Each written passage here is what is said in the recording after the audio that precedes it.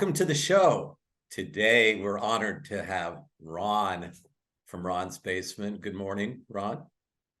Good morning, John. It's an honor to be here and to be with you and that person that's watching us right now, wherever in the world they are, the gold and silver enthusiast. Yeah, that's true. That they're the reason we exist, and it is an honor to have you, and more of an honor to have subscribers for sure. So we'll get right into this. The thesis today is basically, I pinned an article 2 days ago that did well in Mineral Wealth that talked about that it's easier to steal gold than mine gold.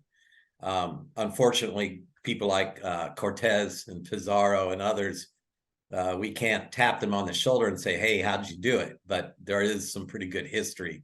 And I'm sort of fascinated the way Pizarro was able to just go on foot all the way to, Peru's pretty remote. It's right there on the equator. And this was a very sophisticated, the Incas, of course, were down there, and then Cortez had the Aztecs. But just the volume of gold is incredible. We're talking about 13,000 pounds. So he was held ransom. In one room, he filled with gold, and then the two adjacent rooms were filled with silver. And let's just keep rolling along here. Then please interrupt me. I don't want to just get into a boring history lesson. But the point is, it was 13,000 pounds of gold. The king took his, what they call a royal fifth, which is 20%. That's a pretty good commission for the king. And then they had a complicated formula for the horsemen and foot soldiers. And of course, Pizarro made 14 times more than that. So I think that's one of our first examples in history where we see a divide between the worker bees and the CEO. And now I think, Ron, do you know what is that divide in the United States between a worker and average CEO? It's sort of something that goes to economic inequality. It's like 90 times. I don't know the specific statistic, but I know it's astounding. And I think another important component of that is often overlooked is the fact that divide is growing.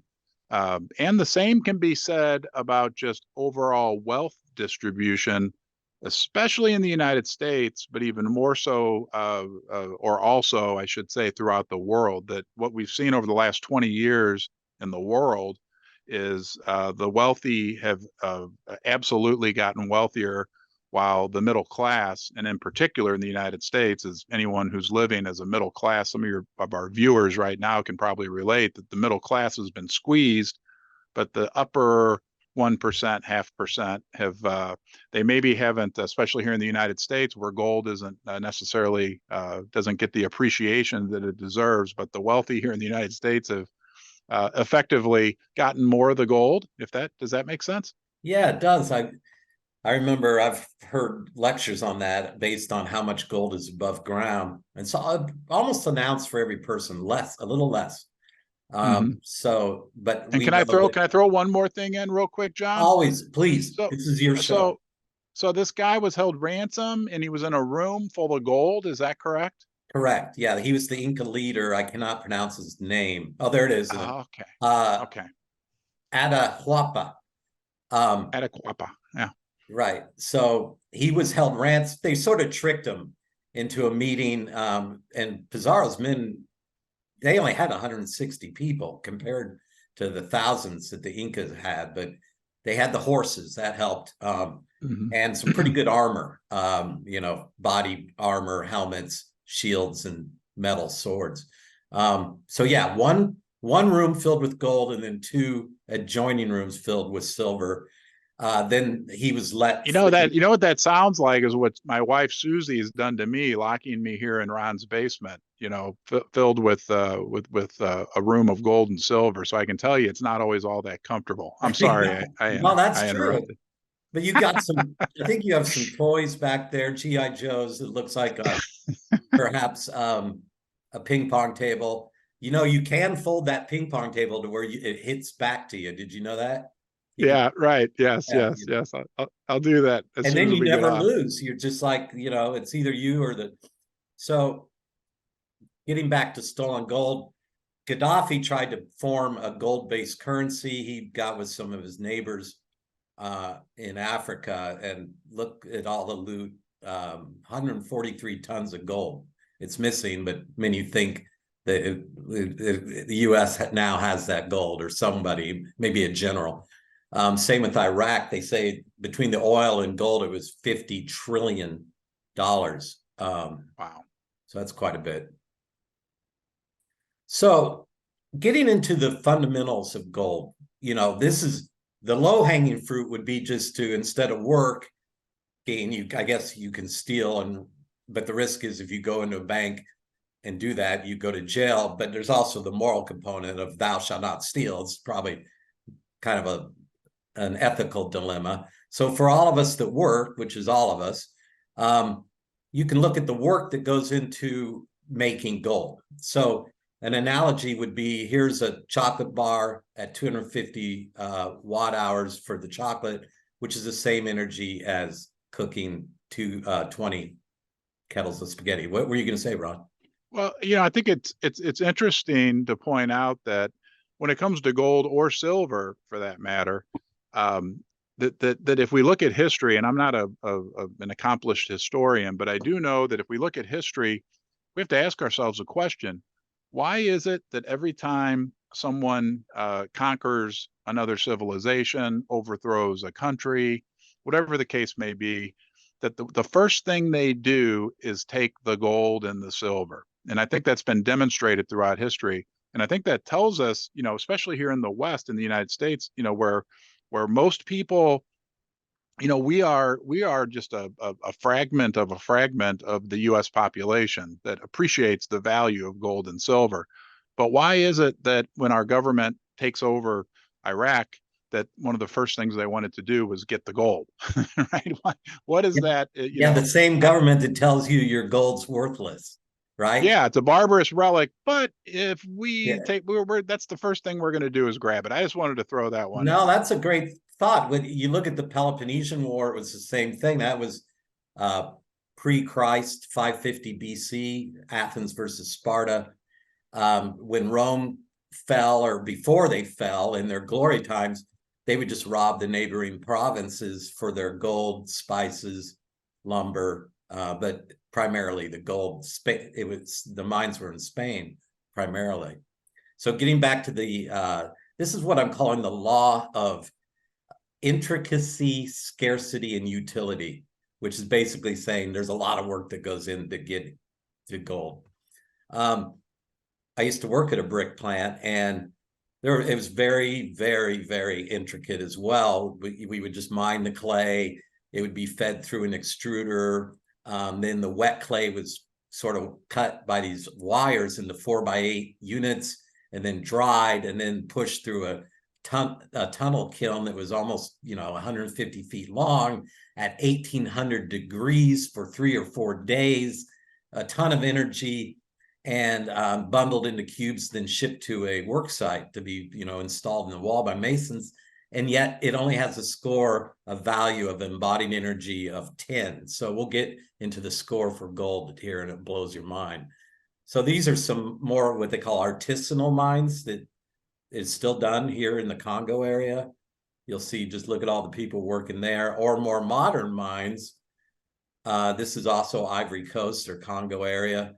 But you got to see that someone's invested quite a bit of capital to get all those steps together. Your thoughts on visiting a gold mine? Have you done any of those recently? I know you liked some of the equities. No, I've not visited a gold mine, but I agree with you 100%. There's a tremendous, when you look at that mine, the picture you showed of that mine in Africa, it's not just all the men and women who are currently working at that mine, but I mean, all the work that went into clearing the land, all the work that went into all that steel that you see, that had to be produced as well. I think, if you talk to the people in Pittsburgh, they'd tell you, a lot of work went into making wherever that steel came from, wherever in the world it came from. But nonetheless, there was a ton of energy exerted to make that steel. There's a tremendous amount of stored energy, I guess you could say, in gold and silver. Good thoughts, good insights. Yeah, this can't be easy. Tunneling through, laying the tracks, and you got to remember there's that we're just getting started. This is just discovery, and then there's refining. So it'd be similar. This is a sort of a flow chart of all the steps from beginning to end. Lower left being the dory bar, and then that's ready to go to the mint at that point. So it's same thing with olive oil. We see it with wine. Just anything that you have around your house takes a lot of steps. My mom lives in the desert Southwest near the Navajo reservation, and these rugs are just incredible in that they have to build the apparatus to weave them, but the indigenous people actually go through the trouble after raising the sheep, getting, shearing the sheep for its wool, then spinning it into yarn. Each color in the Navajo rug is made from native plants and natural dyes. I mean, you're just collecting all day long, and then you'll get a finished product that may look like this, but you can see all the work that went into it, and that could go for 12,000. And the market recognizes that that could be 6 ounces of gold. So there's no market interference here. We're just seeing that these two things are it's probably a fair exchange. And we tell the story of the sort of the miner, the rancher, and the gold miner, the rancher, and the farmer. The farmer goes a season planting the crops and bringing it to market. So does the rancher, taking care of the sheep and cows, bringing that stuff to market. Meanwhile, Ron and John, with the pickaxe here, are mining, and we all recognize and respect each other's labor. So any thoughts on just the simplicity of that? Yeah, no, that's true. And yeah, two thoughts. Number one, I think gold and silver, I always want to include silver and probably platinum for that matter as well, are a store of energy and a store of value. They're scarce.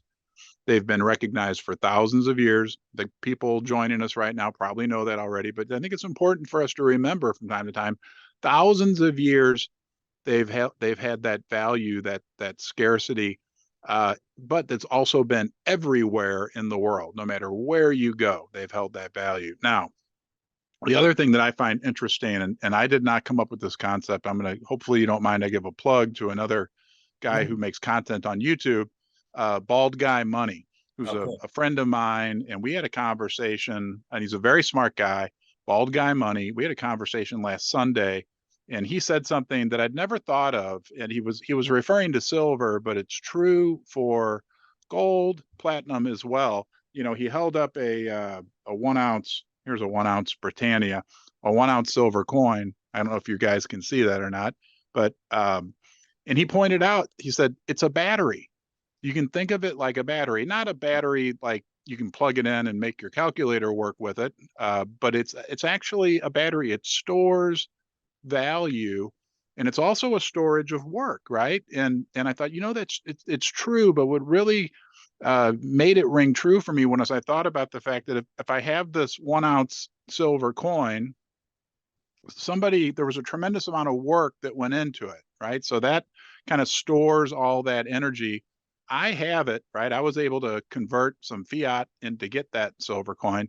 I hold it right here. And I've had this in my possession now for about a month. At some point, if I want somebody to work for me, I could find somebody to do maybe an hour's worth of work, right? That's worth maybe $30. I could find someone somewhere who would be willing to maybe cut my grass or cut my hair or do whatever I might want them to do for an hour. It really is like a battery. It's a way to store energy. Does that make sense? Yeah, And that maybe it's a store of energy value. It's similar to what I said. A farmer spends the season preparing the soil, while the rancher, cares for the cow. Unfortunately, they're prepared for slaughter. I mean, the cow doesn't know that. But they all meet in the market, and the silver and gold miner, they all respect each other's time, energy, really money. When we talk about money, I know some people say, what are you, greedy? You just want to talk about money all day? And I go, well, no, it's like your life is congealed in the unit of money because you're spending all your labor, energy, and time in exchange for what we've decided is a fair exchange. So it's not like I'm obsessed with it as much as it's just like talking about air. It's sort of like oxygen's pretty important.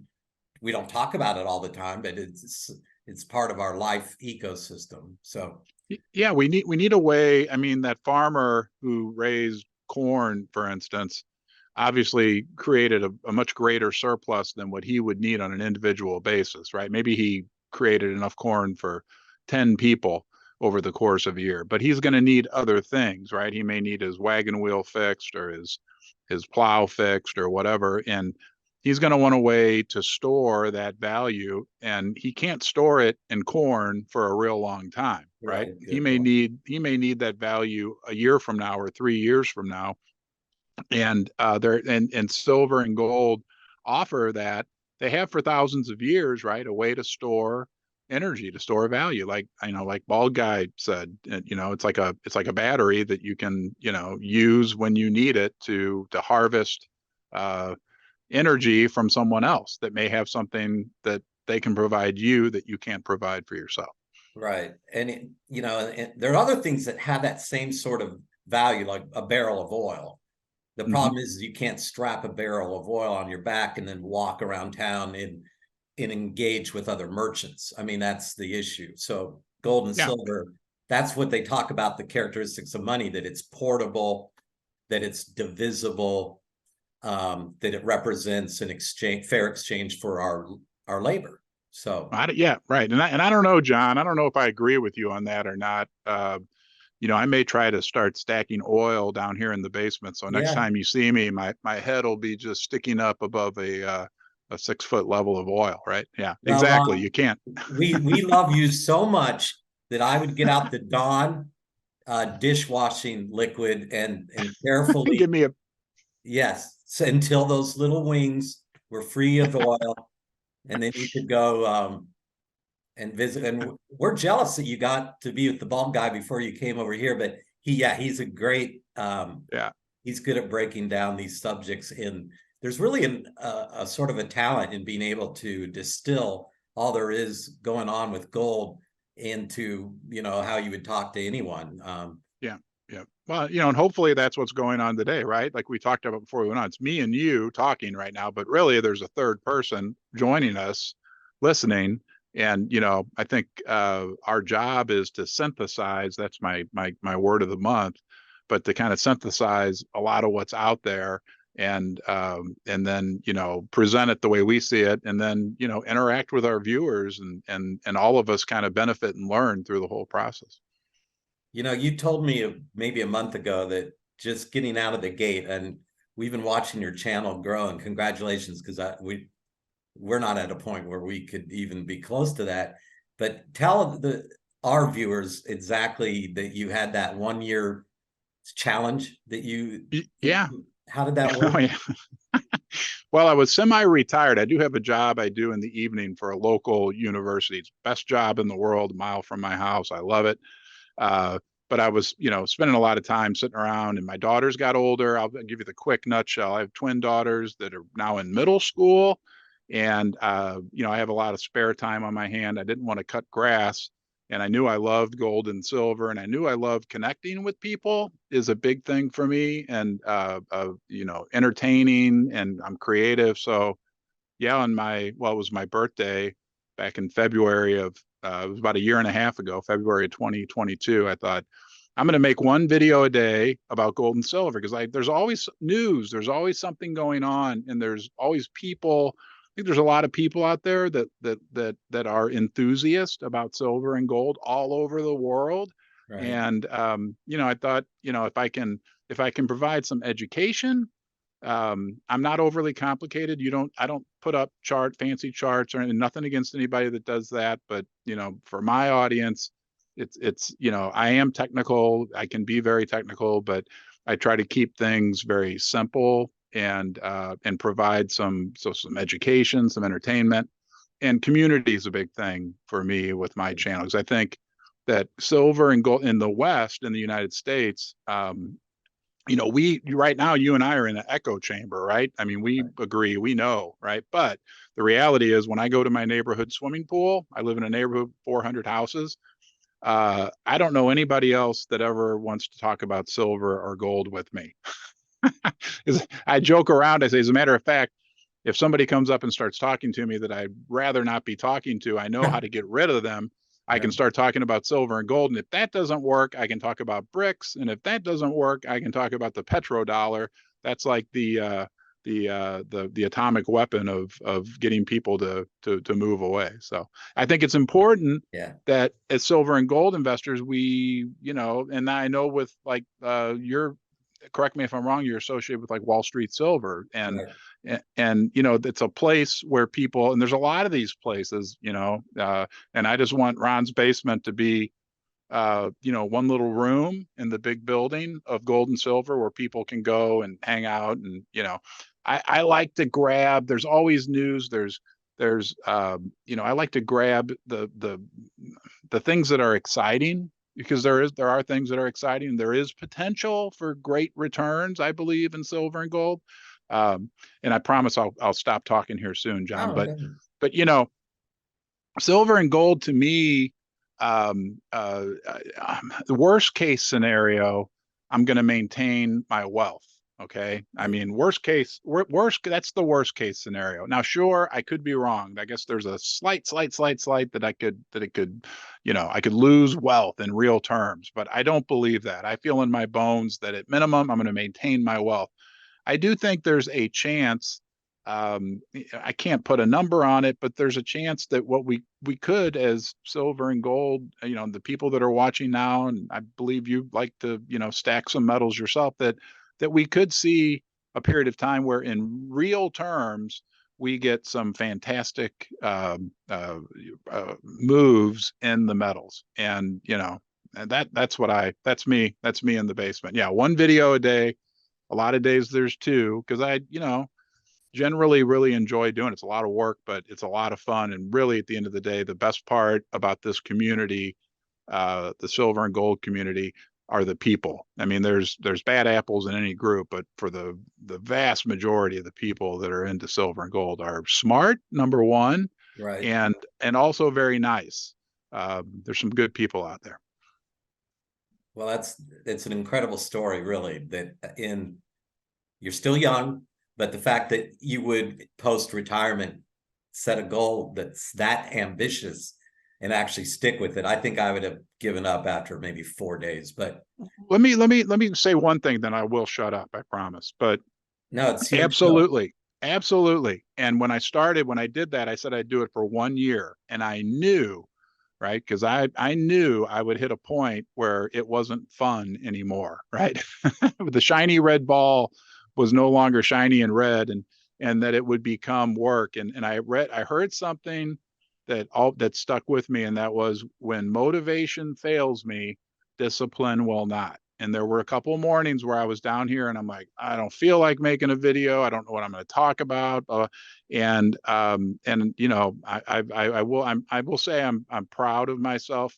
Even at 53, I can still grow, and I feel like I've grown a little bit, and that I have stuck with and done what. And then after a year, I said I'd do it for another year. So through February of 2024, my intention is to put out a piece of content every day, torture the world. If you want to be tortured, come to Ron's basement. No, no, it's the opposite, Ron. Well, there was a few times where I was lucky enough to appear on your show, and you actually, I don't know what technology it was, but I think you, through YouTube, you can push out messages to your community. Is that called a community update? What is Yeah, that? community page. Yeah, there's a Right. And community when you tab. did that a few times, just giving me a shout out, I saw a spike in subscription. So it Oh, matters. cool. It was, Yeah. it just shows that you have sort of your fans and subscribers are believing in this, and that your consistency is what I'm most impressed with. So now that Yeah. I'm done being nice to you, we're going to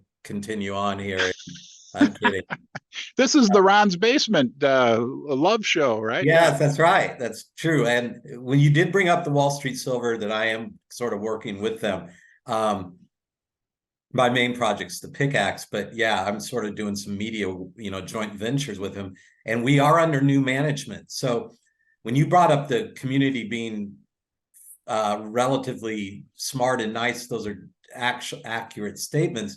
And we're sort of going with a new philosophy that the old guard has sort of been, you said the echo chamber, they're always preaching to the same people. We're trying a new experiment, Ron, where whether someone's on the left wing or right wing, I think everyone can agree that it's not good to be a debt slave. So that's sort of our new. So we're reaching out to, punk rockers, skaters, bikers, hikers, golfers, skiers, snowboarders, whoever will listen, so we're not in that small 0.5% of people stack. We'd like to see that number get as ambitious as 3%, which would be a 6-time move into the precious metals community. So you had the goal of every day recording. That's our ambitious goal, and I'm moving on here. So back to the energy. I put together sort of some graphics on, I told you guys brick had a score of 10 and all the steps that it takes to make brick. So here we're getting into some other things you'll just see around the house, except for a cell tower. But wait till you see that. Here's the score for gold. Okay, this is measured by megajoules per unit, I think kilogram. Megajoules is an energy unit. And here at the bottom, you'll see gold score. Wow. Of 310,000. It's the highest. Platinum's right up there. Now, the only reason you would see silver lower than, they have it at 1,500, but it's because when you're getting silver, you're also getting other things like lead and copper and other byproducts and other base metals. So if it was just going after silver by itself, you would see that score getting probably to the gold to silver ratio. You could probably divide 310,000 divided by the historical gold to silver ratio, which people argue ranges between 15 and 40, depending on how far back you go in time. So here's some setups for gold. Sorry, you don't like those fancy charts. I got it. This is from gradahe.com. I think he's in Europe. But these bull phases are based on, they're labeled here in this chart, so I'm not going to go over them. But the fact that gold's been chopping sideways for so long, and we're seeing some other risks out there, like the war in Ukraine, the BRICS movement that you just talked about that repels people at the pool party, U.S. debt at 32 trillion, and with the Fed fund rate at 5.5%, what is servicing that debt's now at $1 trillion. People are dumping bonds all around in favor of BRICS, perhaps, or just to get away from the toxic orbit of the U.S. dollar. And then we've seen cracks in the banking system like SVB. Ron, what do you think about all those systemic risks that are in our daily news cycle? Well, my head's spinning after hearing you list them all up, and I was, as you were saying them, I thought, wow, John, I hope you're reading that off a list and that's not coming out of your mind, because it's crazy, everything that's out there. I think the only one that came to my mind that I didn't hear you mention is the other important thing going on right now is central banks throughout the world are buying gold at a near record pace, are at a record pace. I heard somebody the other day say more than what was being purchased back when the world was on the gold standard. So the macro environment is I would say very conducive. It's funny because there's a lot of things that you would think and are tailwinds for gold, but it's just waiting. And when I look at your chart there, I see the cup and handle pattern that's developed since 2010, I think it is. And I'm not a chartist, but I do know that the cup and handle pattern is regarded as being one of the more reliable and powerful technical patterns out there. And the longer period of time over which it develops adds to that kind of predictability and power when it comes to fruition. And I heard the other day, here I am sounding like a technical analyst, but I heard someone say, gold has really had like a triple top now, and triple tops, meaning it bounced up near that kind of all-time high range now 3 times. Triple tops are very, very rare, and quadruple tops are almost never heard of.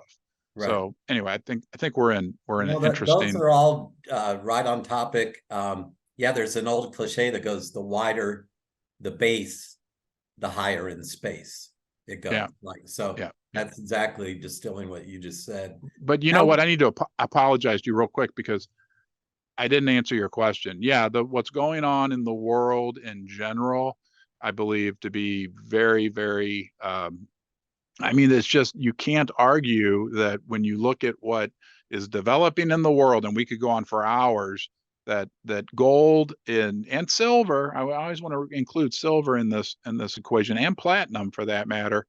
You know, the way I look at it, and this will be brief, but in '71, Nixon took the United States off the gold standard. The United States ruled the world. In my mind, that was a mirage, right? Like they gold's not worth anything anymore. The dollar's not backed by gold. It's almost like they put gold in jail, but they couldn't kill it, right? But they put it in jail.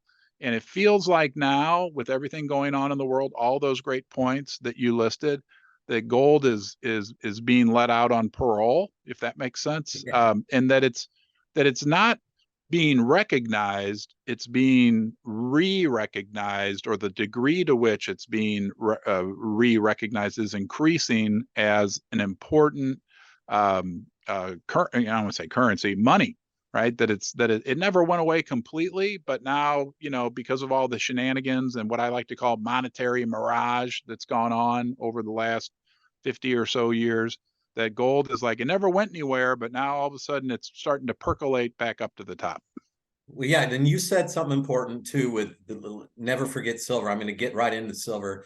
And when you talk about the mirage, I just think of the nasty word, which are two: fractional reserve banking and derivatives, which are in the quadrillions, unfortunately. So let's talk about silver. God, this one zooms out from 69 to 23. So that's 54 years. It's forming the longest cup and handle we've ever seen. Again, the wider the base, the higher in space. And let's figure out why this is. So this is massive for silver. This has these three big bull runs, just like gold did. But what's happening is the West is losing control over the price of silver. Same with gold. And here we have this wonder. If you're ever on Twitter, I recommend you follow the Oriental Ghost. He's sort of reporting on what's going on in China and their 300 years of using silver just as money recently. And here he has on a website in China. This is what I mean by losing control or arbitrage. Arbitrage would be like if I can buy $5 Levi's at a thrift store and get that lucky. Let's even say they're 15 for 501, whatever those button flies were called. And then I take them to Europe, I can get 150 bucks for those jeans. So the arbitrage would be the difference between $10 at Goodwill and $150. So you'd almost want to pack your suitcase full of Levi's, which would more than pay for your trip to, Paris and back. So here the price of silver in the East is at, this is like a week ago, already over 2650. So that's just showing you that that the West is losing control of the price. And I want to throw in as well, it was about 2 weeks ago, but I read the same is true with gold on the Shanghai Gold Exchange. Right. At that time, gold was selling at like a $50 per ounce premium to what the COMEX was quoting here in the United States. Well, Ron, I want to kind of conclude this with some of your final thoughts, because we kind of went everywhere from Cortez and Pizarro to Gaddafi to Iraq, and then we ended up in China. So go ahead. And you also offered to give me a bath with Dawn dishwashing soap. Let's not forget about that. Yeah, well, If I fill the basement with oil, so I'm not going to forget. That's going to be a viral video, John. okay. We will treat you with the same kindness we would for one of God's little innocent creatures. We consider you one of, as you know, you're just as cute as one of those deer that have the little white spots on. You know, was that, in fact, instead of the teddy bear, we'd like to see Bambi next week. Yeah. Yeah, you got it. I joke around, because I said there are more women coming into silver stacking. So there may be some women that are watching this video right now. I've noticed on my channel, and I've talked to a lot of people in the business. There's a lot more ladies. I call them lady stackers coming around, and I joked around with my wife Susie. And my channel, I can see over the last year and a half, the percentage of women viewers has steadily increased. And I said, do you think it's the content or my boyish good looks? And she just laughed at me. So, well, you and Justin Bieber, Justin Timberlake, right. And, who is Julio Iglesias' kid? Enrique Iglesias. Enrique, yeah, right. Yeah. I'm right up there. I'm taking the world by. And speaking of good voices, right after you, Ron, we have James Mercer of the Shins. Your daughters would know if anyone that listens to music, or you just go to a Whole Foods or a Starbucks, but he's coming on the pickaxe segment. So I want to say one last thing, then I promise I'll shut up. Two things. Number one, thank you for having me on. I I really like you, and you are super intelligent, and to the extent that I can contribute to some of the very insightful things that you brought up during this video, I think it's just awesome. And thanks to you and your whole audience that's watching right now. The other thing I want to say is I did learn something, so I want to thank you for that as well. I was well aware of the 10-year, 12-year cup and handle pattern in the gold market, but I hadn't, at least in the last few years, really realized that we have I don't know how many years that was, but since 1980? Yeah, 54 years. I didn't realize that. And that's also very exciting. When Keith Neumeyer talks about $100 silver, when Bix Weir talks about whatever, $600 silver, and and some of the, when you look at a chart like that, look, we're not predicting it. We're not giving financial advice, but it's possible, right? These extraordinary gains. So thank you, John. Well, no problem. And thank you all for tuning in today. And we'll see you tomorrow or the next day with James Mercer. Ron, adios. Hey, you have a copy of that presentation. Feel free to stream with it. It's yours now. Okay. Thank you. Thanks, John. Thank you, Ron, of Ron's Basement, for creating an amazing interview with the pickaxe. You are a true hero to the SDC community, and we greatly appreciate you spending time with us. Everyone, make sure to head over to Ron's Basement on YouTube and now on Twitter as well. Now it is time to shout out our Patreon supporters. GG Bullion and hashtag Drain the Mint is Stupid continue to provide us mods with a strong and steady supply of waifu figurines with giant booties and bountiful breasts. Remember, if you join our Patreon, you will also have your name shouted out here.